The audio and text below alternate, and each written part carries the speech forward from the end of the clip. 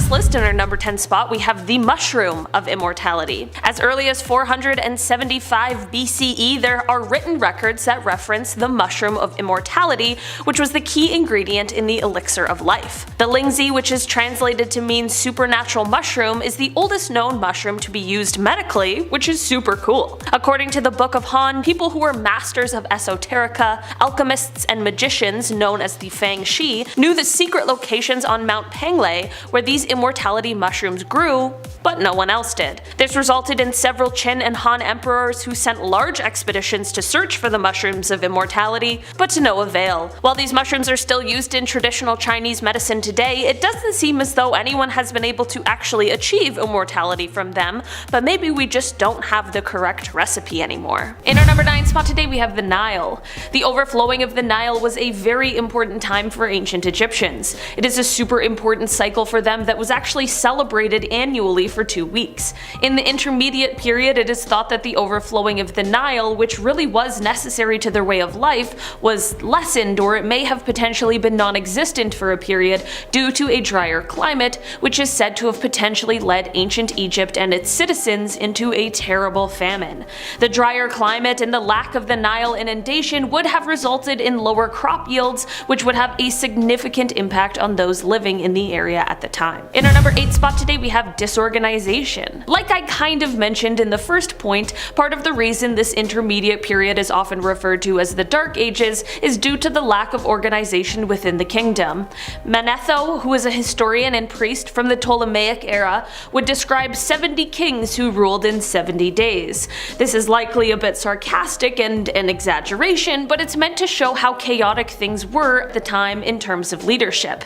This period of time can sometimes be overlooked in terms of leadership because there is very little known about who was actually leading during this time. It is possible that the 7th dynasty may have been more of an oligarchy, which would have likely been composed of officials of the 6th dynasty. There unfortunately is very little in terms of both textual as well as architectural evidence that survived this period, so much of what really went on remains a secret. In our number 7 spot today, we have artifacts. During the time of the 7th and 8th dynasty, while it is true that we have little to go on, there have been a few interesting artifacts found that are believed to belong to this time period. There have been scarabs that have been found that are believed to have belonged to Neferker II of the 7th dynasty. There was also a green jasper cylinder that is believed to have come from the 8th dynasty. There was even a small pyramid that was constructed by King Ebi of the 8th dynasty that has been identified at Saqqara. While we have found these things, there are some rulers from this time whose positions remain unknown to this day. It is entirely possible that we may never know where some of these rulers lie. In our number 6 spot today, we have literature. While this entire period of time is incredibly interesting, one super cool thing is that the emergence of what is considered literature by our more modern standards seems to have occurred during this period of time. This led to the birth of new literary prowess in the Middle Kingdom, the age that came after this period.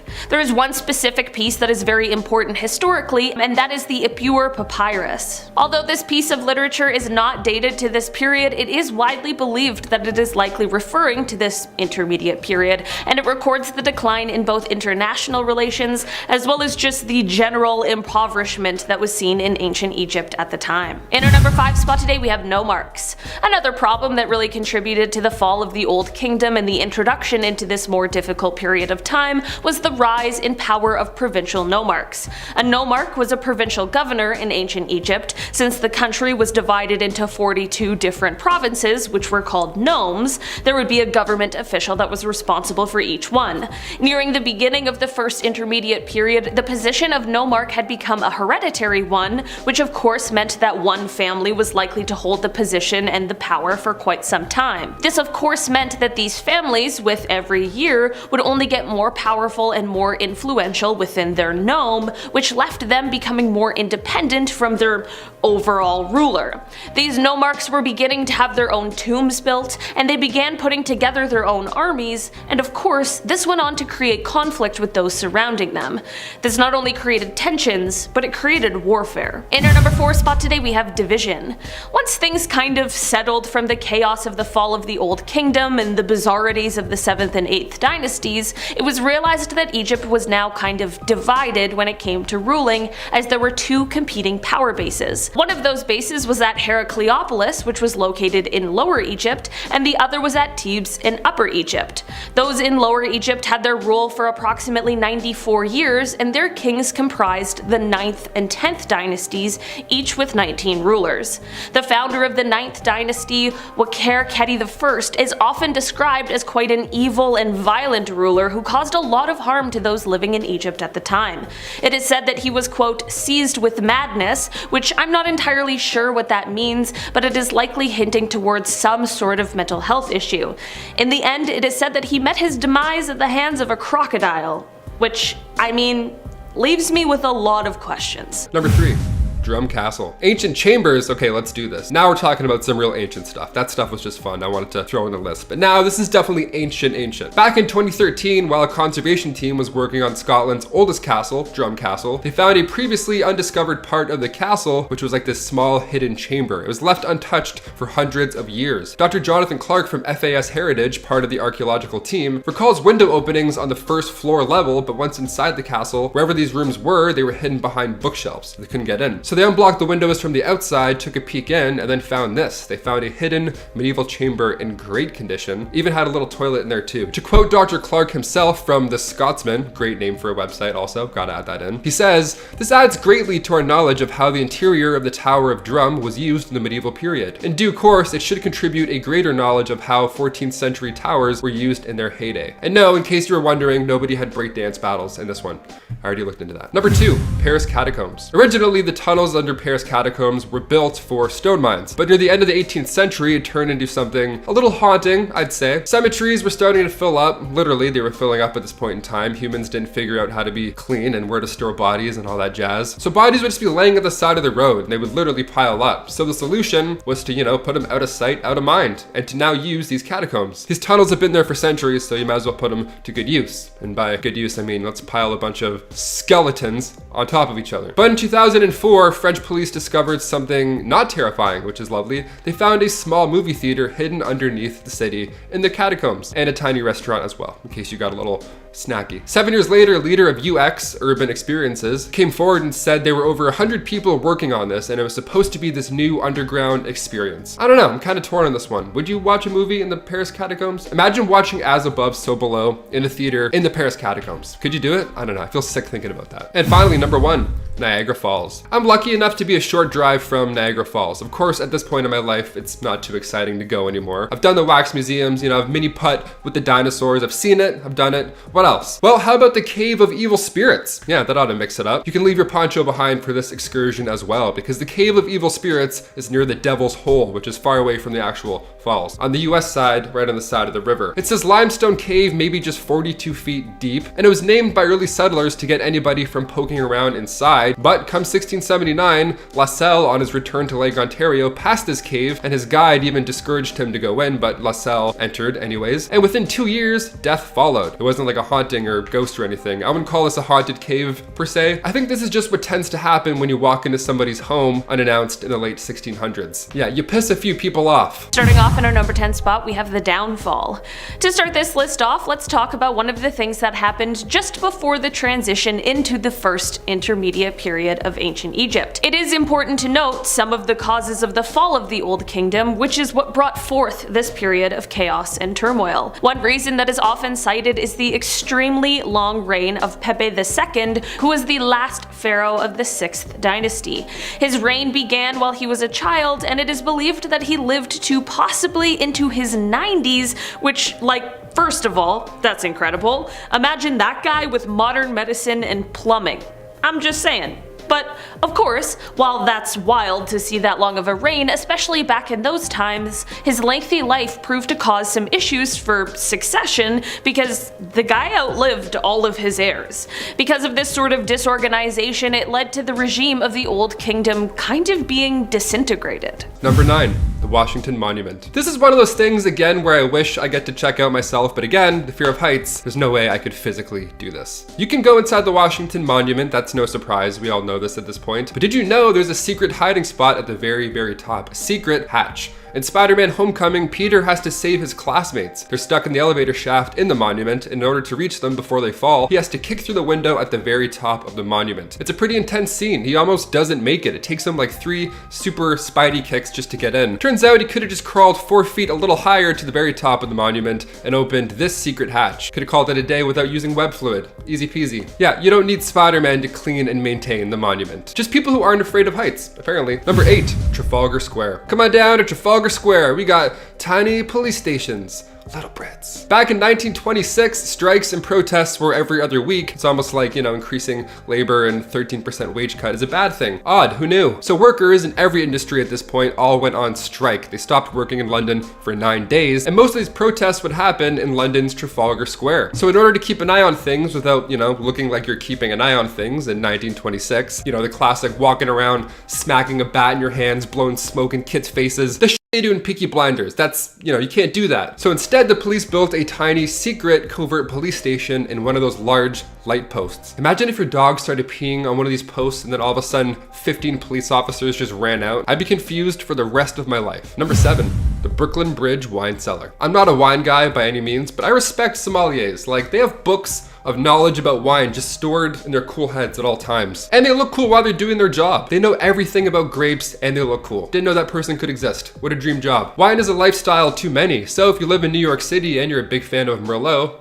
listen up. The Brooklyn Bridge connects Manhattan and Brooklyn. It was built back in 1883, and at the time, it was the longest bridge in the world until 1903. Chief bridge engineer John A. Roebling, as well as his son, Washington Roebling, worked into the building plans in order to help the city financially after, just spending $15 million on a bridge. They included 2 wine cellars, one on each shore, as well as other chambers that could be rented out. The plan worked, and over the following 40 years, wine was stored in the dark, cool granite cellars. Probably so many spiders down there. That's all I think of when I see old just spiders. I see a barn now on TV, I'm like, ugh. It's too many spiders, can't do it. Number 6, Mount Rushmore. When sculptor Gutzon Borglum carefully planned out his designs for Mount Rushmore, the iconic American landmark in South Dakota, he included a hidden room. The room's purpose was ideally to be a time capsule, and a titanium vault full of records telling the story of Mount Rushmore's construction, so it doesn't get lost thousands of years down the line in the future. Although I think, carving presidents' faces into the sacred land of natives was enough, but sure, vaults work just as well. The Hall of Records was meant to be this, well, like I said, massive hall with an 800-foot staircase, bronze walls, a massive bronze eagle. Swear to God, just a massive eagle.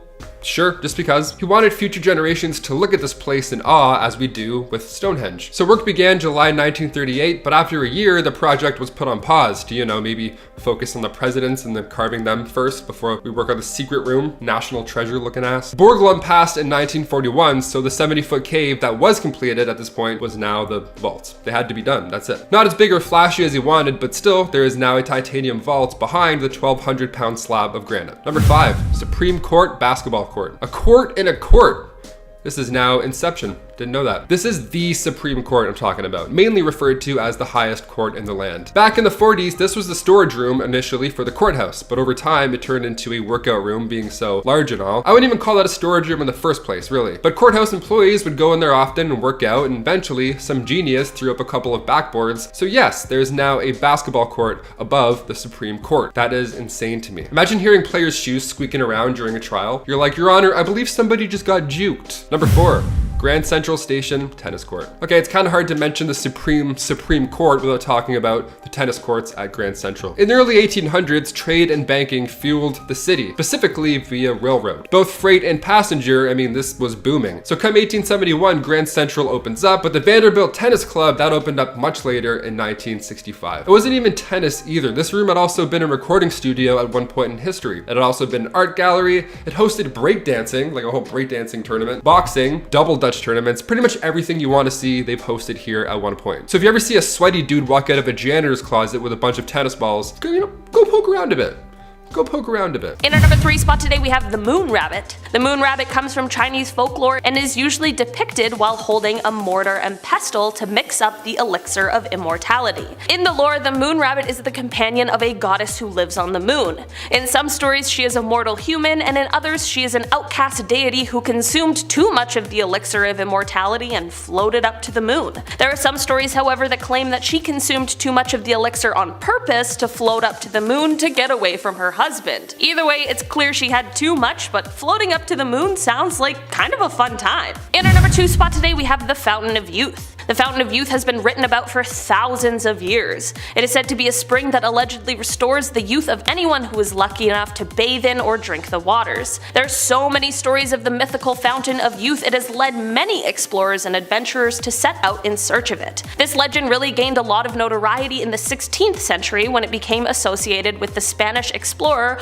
Juan Ponce de Leon, who was the first governor of Puerto Rico. It is said that while he was searching for the Fountain of Youth, he actually found Florida in 1513, which I gotta admit, probably isn't the same at all. Legend goes that at the time he was in Florida, the indigenous people told him that he could find the Fountain of Youth in Bimini. In our number 1 spot today, we have the Benjamin Button jellyfish. Well, it seemed fitting to end off today's list with one that's a little bit more recent, and this discovery may be the real, actual key to immortality. This jellyfish was first discovered in 1883, but its superpower wasn't actually realized until the 1990s. What makes this jelly so special is that it has the ability to transform its adult self back into a baby, and it can't only do this just once, it can do it over and over again. To be totally honest, a lot of these jellies do die in the good old-fashioned way, but when in an emergency situation such as starvation or physical damage or something along those lines, instead of quickly meeting death, these jellies can transform all of their existing cells into a younger state. The jellyfish will turn itself into a blob-like state, and then it will develop into a polyp colony, which is essentially the first stage in the life of a jellyfish. Researchers are of course looking into how this is possible for the jelly,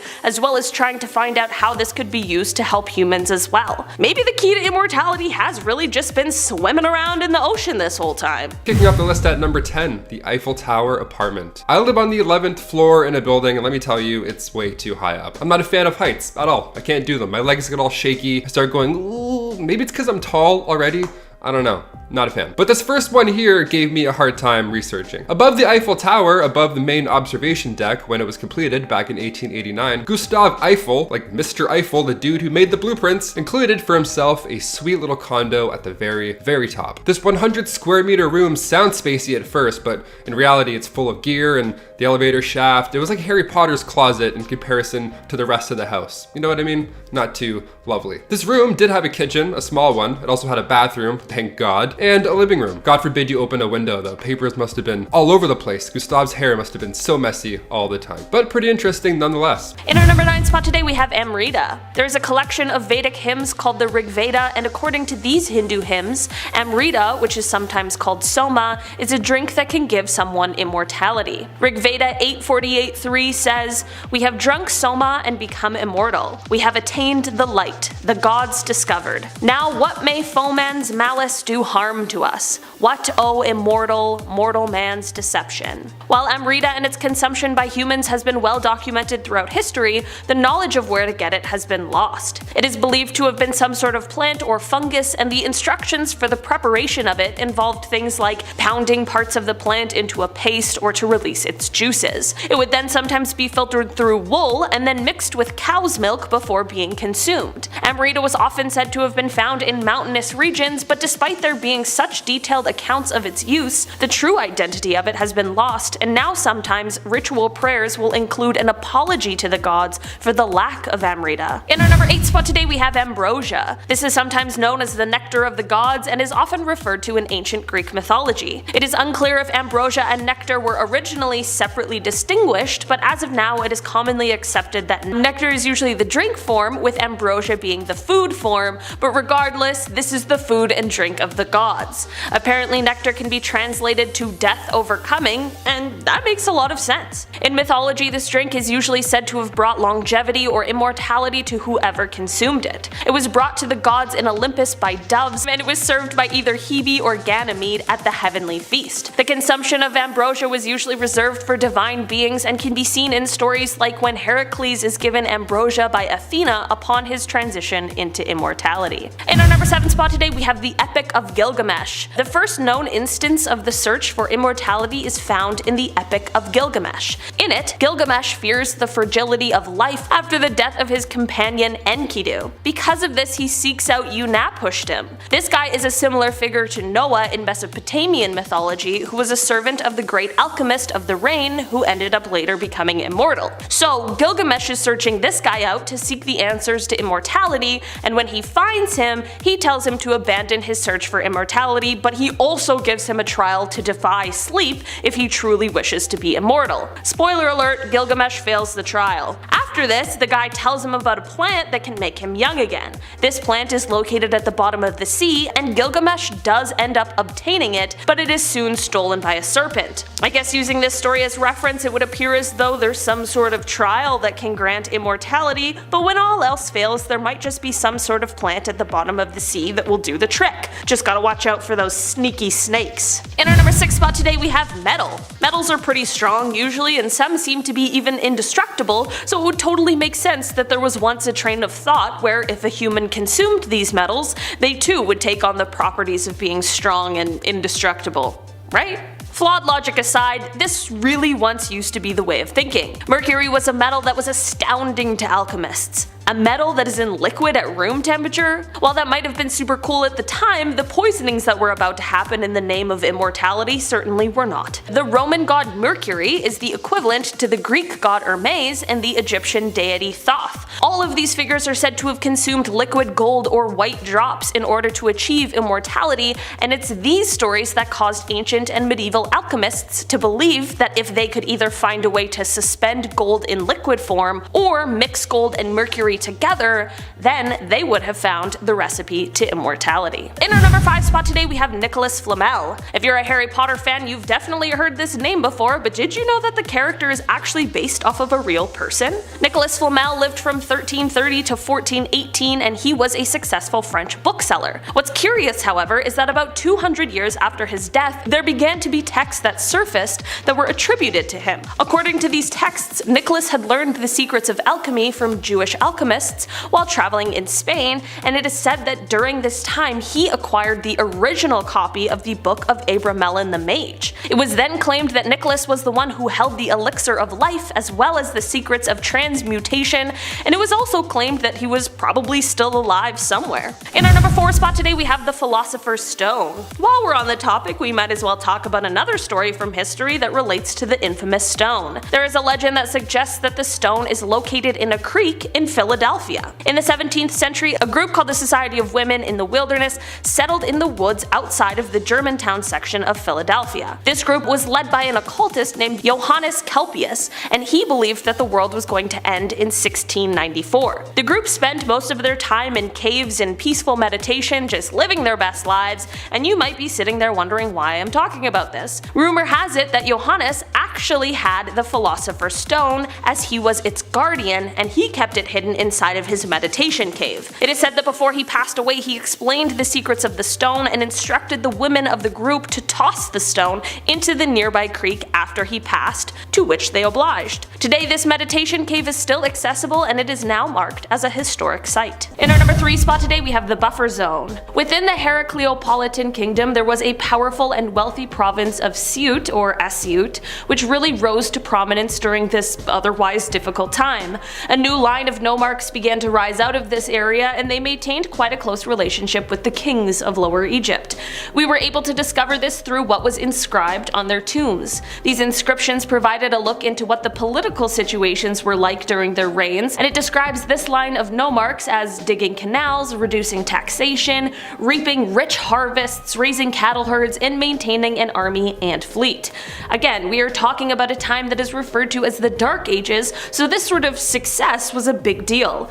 Despite this thriving political situation, the Siut province acted as a sort of buffer zone between the dueling Upper and Lower Egypt, which means that it also bore a lot of the brunt of the attacks that were coming down to Lower Egypt from Thebes. In our number 2 spot today, we have the Upper Egypt rulers. We spoke briefly about those who were ruling Lower Egypt at the time, so what about Upper Egypt? Well, the Theban kings are said to have been descendants of Intef, who is the nomarch of Thebes, often referred to as the keeper of the door to the south. Intef is often credited with organizing Upper Egypt into the independent ruling body from the south that it went on to become, but despite this, it doesn't appear as though he ever tried to claim the title of king himself.